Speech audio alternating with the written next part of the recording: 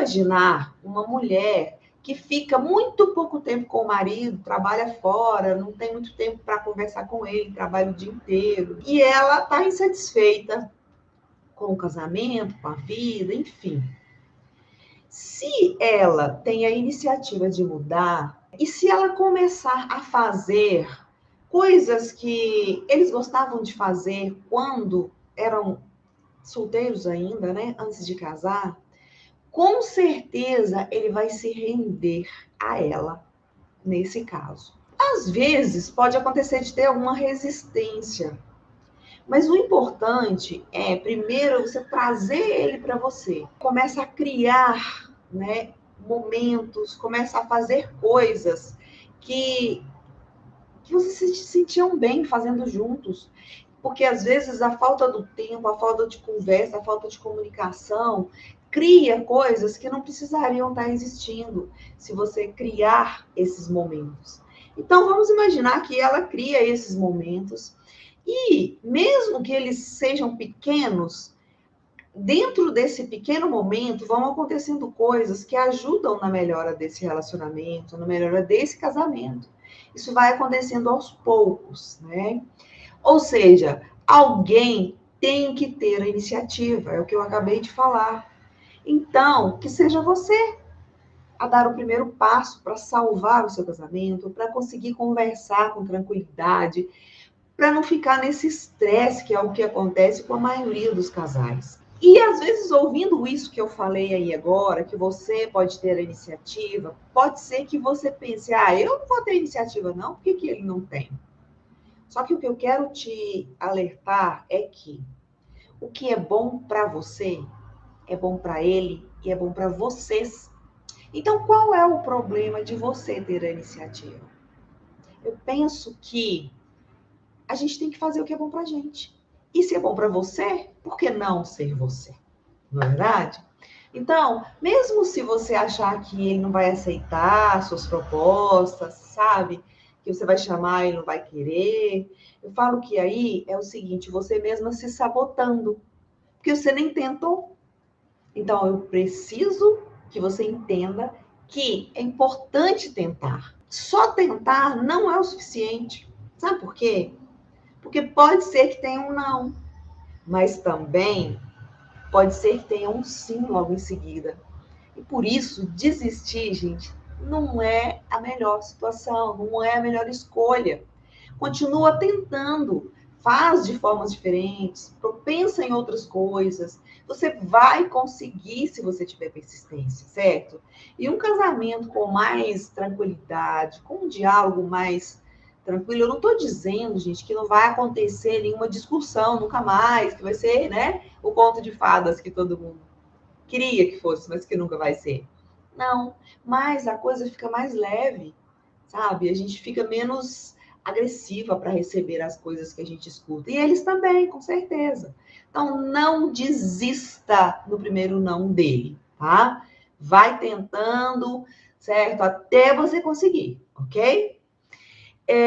Agora eu te pergunto, então, como melhorar um relacionamento ou um casamento em crise? Será que é fácil? Não é.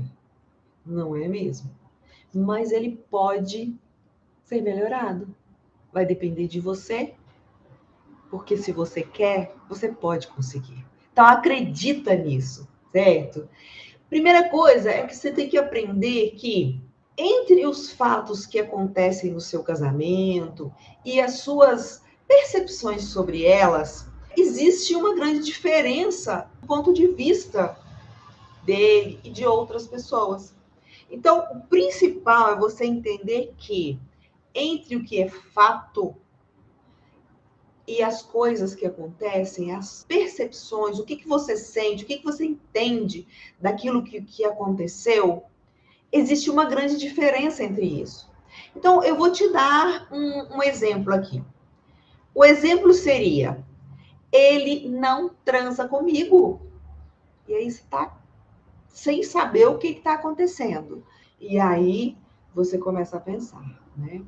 Só que aí, olha só o segundo exemplo que eu vou te dar de frase. Ele quase não transa comigo porque não sente atração por mim. Você percebe a diferença dessas duas afirmações? Uma é um fato. Você está contando uma situação. Ele quase não transa comigo. A segunda, você está contando esse fato, mas você está falando um porquê. E esse porquê é a sua opinião.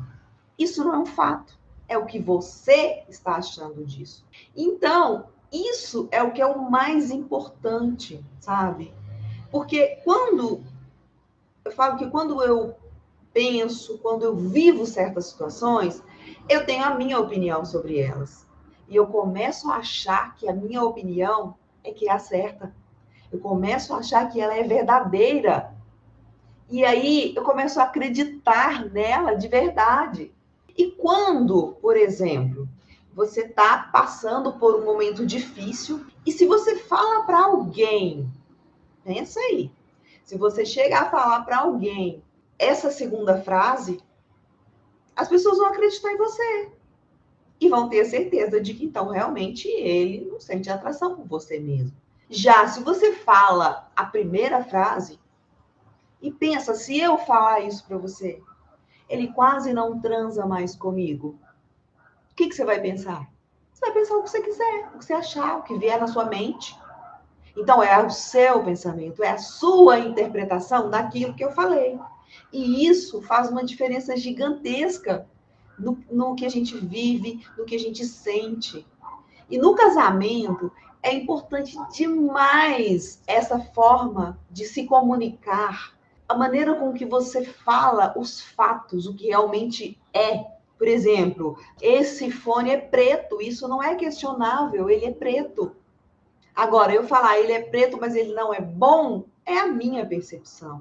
E aí, quando você vai falar com o seu marido sobre os fatos, fale os fatos e deixa ele ter a percepção dele. As percepções você pode falar, mas você não pode impor, porque é você que acha.